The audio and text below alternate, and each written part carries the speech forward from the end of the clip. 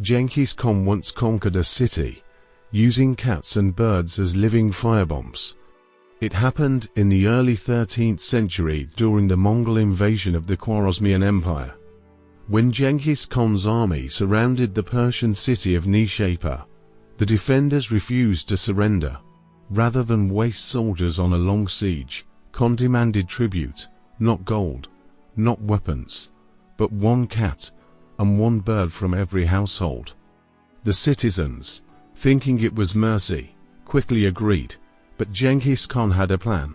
His men tied small pieces of burning cloth and sulfur to the animals' tails, and released them back into the city.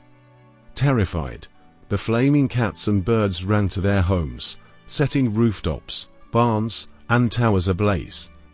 Within hours, the city of Nishapur was engulfed in flames. The gates fell, the Mongols entered, and the city was no more. It was one of history's most brutal yet cunning military tactics. Genghis Khan didn't just conquer cities with swords. He used the very creatures people loved to destroy them.